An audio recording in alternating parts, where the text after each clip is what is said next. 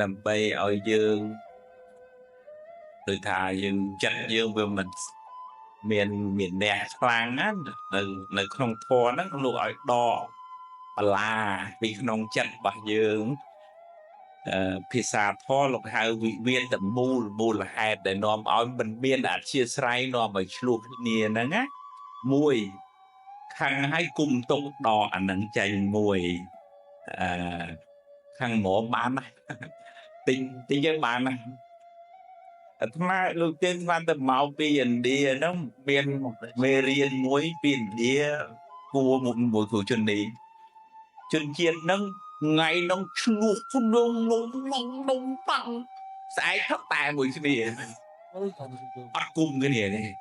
ចំណុចល្អមួយដែលយើងគួររៀនខ្មែរយើងឬក៏អ្នកខាងអាស៊ីដែររៀងអញចាំមកហើយចាំមើលវាមានតែជំនុំអញ្ចឹងបើយើងចង់កុំឲ្យមានបញ្ហាបើខឹងហើយឆាប់បាត់រៀនតាមឥណ្ឌានៅមួយទី1ទី2ដកបលាដែរគឺដកកំណាញ់និងចំណែនបងឲ្យដកអានឹងចេញរៀន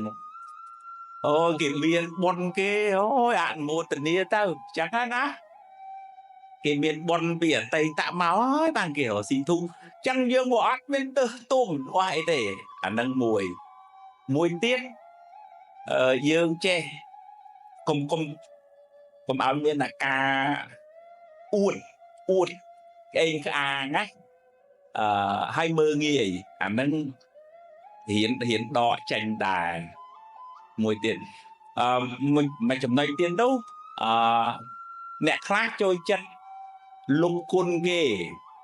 ហើយវាយរឹងសិតតែមេរោគនាំឲ្យឆ្លោះគ្នាហើយចឹងណាហើយមួយចំណុចទៀតរឿងទិដ្ឋិមានះនេះបងក៏ឲ្យយើងដកចេញដែរបើថាឧទាហរណ៍ថាអូគេជុំគ្នាអញ្ចឹងហើយគេព្រមព្រៀងគ្នាមិនត្រូវតាមចិត្តយើងហើយមិនអីទេខ្ញុំស្របតាមអនុមោទនាមិនអីទេអញ្ចឹងណាដល់ហើយ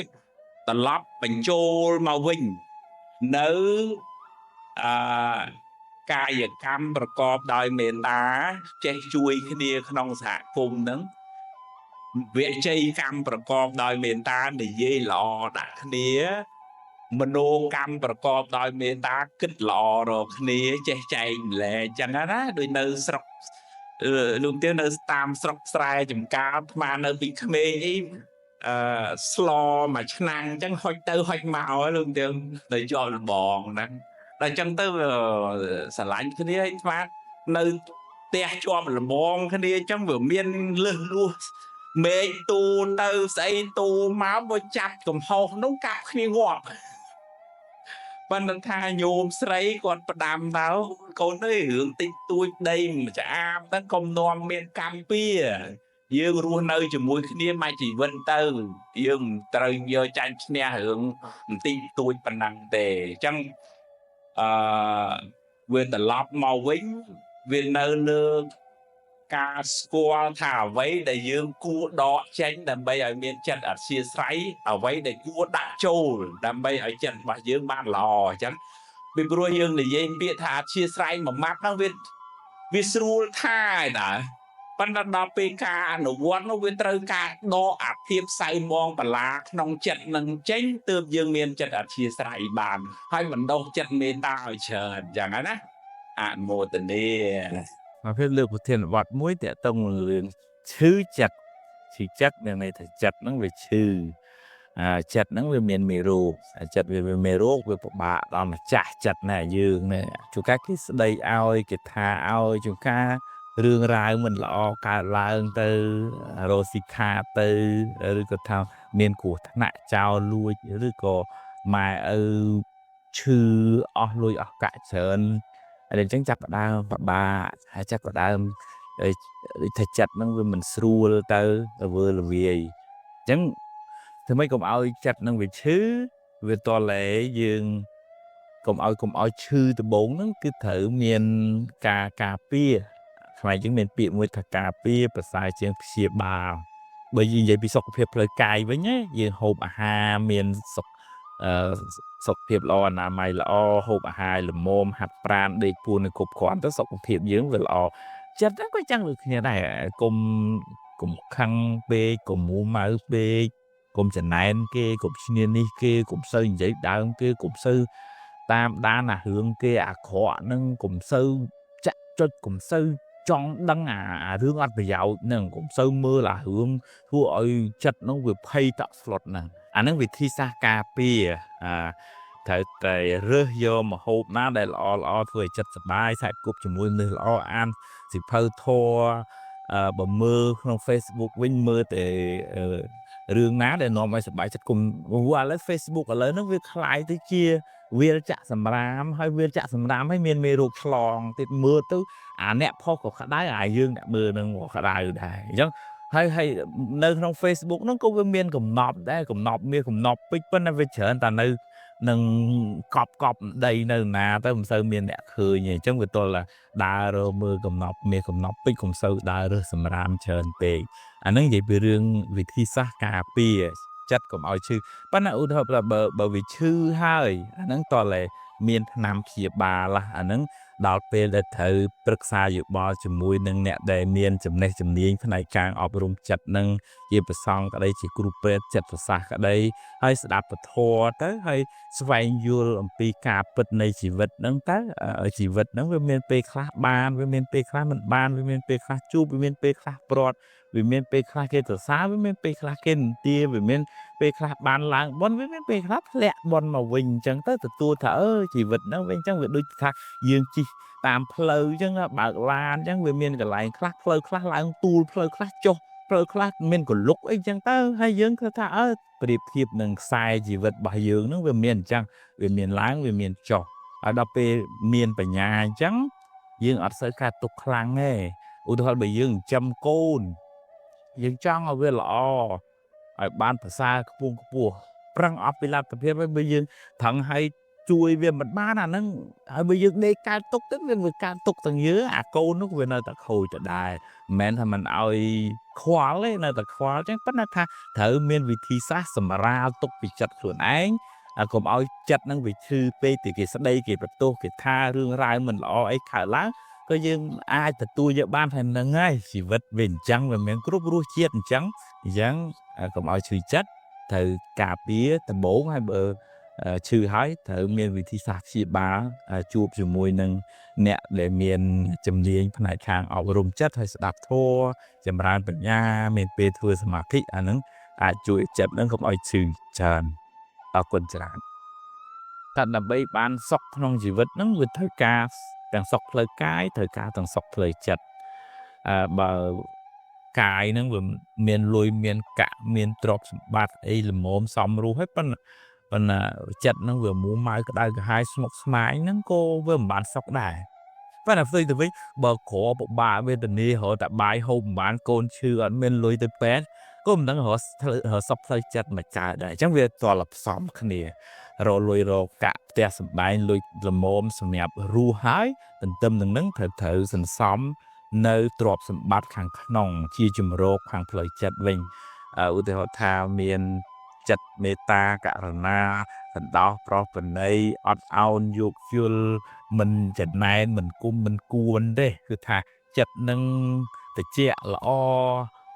មិនសមទុកដាក់ខ្លួនមិនសមរឿងទេរឿងណាដែលវាស្មុគស្មាញហួសទៅហើយរឿងមិនសូវល្អហ្នឹងក៏បោះចោលវាទៅចូលក្នុងធុងសម្រាប់ទៅរឿងណាវាមិនទាន់មកដល់ហ្នឹងក៏កុំកើតខ្មោចព្រាយវិសាចមកបន្លាចចិត្តខ្លួនឯងដែរ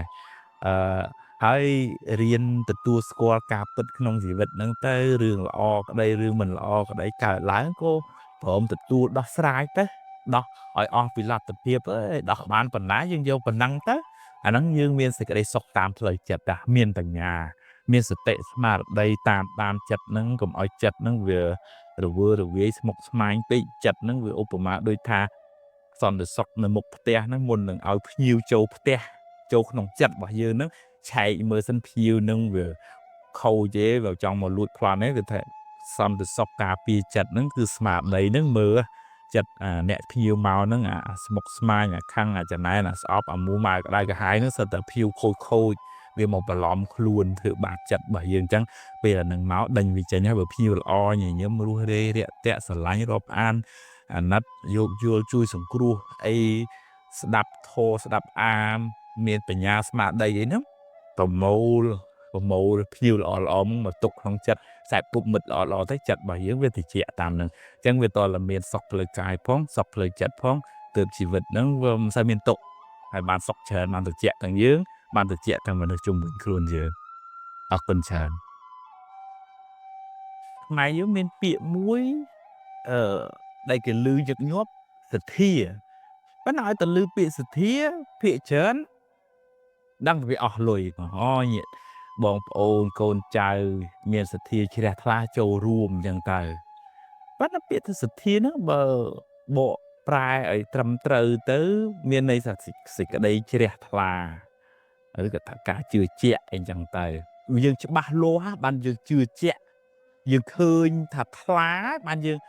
ដឹងយើងសប្បាយចិត្តទៅរបស់ហ្នឹងថ្លាហ្មងយើងពេញចិត្តហ្មងរបស់ហ្នឹងគឺថាពេជ្រវិញវាថ្លាទឹកវិញវាថ្លាយើងមើលទៅច្បាស់ចឹងហ្មងសទ្ធាហ្នឹងវាមាន4ប្រភេទសេចក្តីជ្រះថ្លាឬក៏ការជឿជាក់ហ្នឹងទីមួយលោកហៅថាកម្មសទ្ធាតើយើងធ្វើទៅវាបានល្អមែនយើងធ្វើល្អទៅវាសប្បាយចិត្តមែនយើងធ្វើល្អទៅវាបានប្រយោជន៍ដល់អ្នកទទួលនឹងមែនយើងជួយគេទៅចិត្តយើងក៏សប្បាយគេក៏សប្បាយទី2លោកហៅថាផលសទ្ធាមានន័យថារបស់ល្អហ្នឹងពូជល្អហ្នឹងវាគង់តែនឹងបានផលមកឯងឧទាហរណ៍បើយើងយកស្រូវទៅព្រួសក្នុងស្រែយើងច្បាស់ណាស់ថាស្រូវហ្នឹងនឹងផ្ដល់ផលមកវិញយ៉ាងណាអំពើល្អដែលយើងធ្វើហ្នឹងណាយើងច្បាស់លាស់ហ្មងថាអំពើល្អហ្នឹងនឹងបានផលត្រឡប់មកវិញល្អទី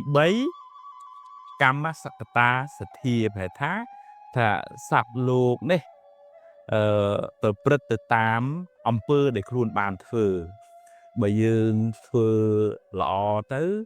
ត្បិតតែពេលខ្លះធ្វើល្អនោះវាមិនងាយបានផលទេប៉ុន្តែវាមិនបាត់ទៅណាទេវាឧបមាដូចជាថាយើងព្រួសស្រូវនៅក្នុងស្រែ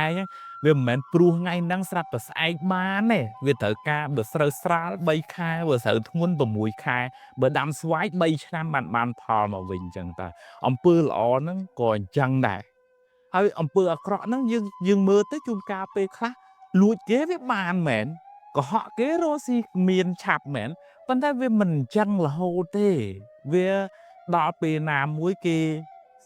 ដឹងថាមនុស្សនឹងកុហកបោកប្រាស់គេឈប់រស់ស៊ីជាមួយឬក៏ថ្ងៃក្រោយទៅគេចាប់បានគេចាប់ដាក់គុកដាក់ច្បាប់អីអញ្ចឹងទៅគេបើមិនអញ្ចឹងទេគេស្អប់អញ្ចឹងទៅអ្នកស្រុកអ្នកភូមិអញ្ចឹងទៅមនុស្សអាក្រក់ភាសាផលលោកហៅកម្មសក្តាសទ្ធាដល់ទី4លោកហៅថាបដ្ឋាកបពោធិសទ្ធាសទ្ធាជឿការត្រាស់ដឹងរបស់ព្រះសម្មាសម្ពុទ្ធប៉ុន្តែមិនមែនឲ្យជឿទាំងងងឹតងងល់ទេព្រះអង្គបង្ហាញផ្លូវទៀតថាធ្វើម៉េចដើម្បីបានត្រាស់ដឹងហ្នឹងប្រាប់ទៅទៀតហើយបើប្រឹងទៅគង់បានត្រាស់ដឹងដោយព្រះអង្គឯងឧទាហរណ៍ថាម្ដាយចឹងចាស់ធ្លាប់ទៅអាមេរិកគាត់ប្រាប់ថាអាមេរិកនឹងចេះយើងមិនបានទៅដល់ទេប៉ុន្តែយើងជឿថាម្ដាយមិនកុហកយើងទេអញ្ចឹងត្រឡប់មកវិញឮថាពាក្យថាសទ្ធាកុំឲ្យយល់ច្រឡំថាឲ្យទៅសទ្ធាអស់លុយសទ្ធានឹងប្រែមកវិញថាសេចក្តីជ្រះថ្លាការជឿជាក់ប៉ុន្តែ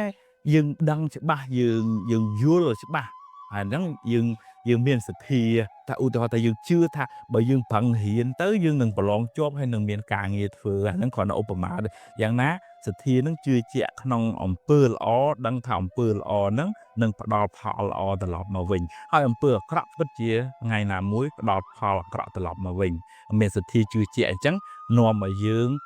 ឈប់ធ្វើអំពើអាក្រក់ហើយសាងតែអំពើល្អហើយអរគុណច្រើន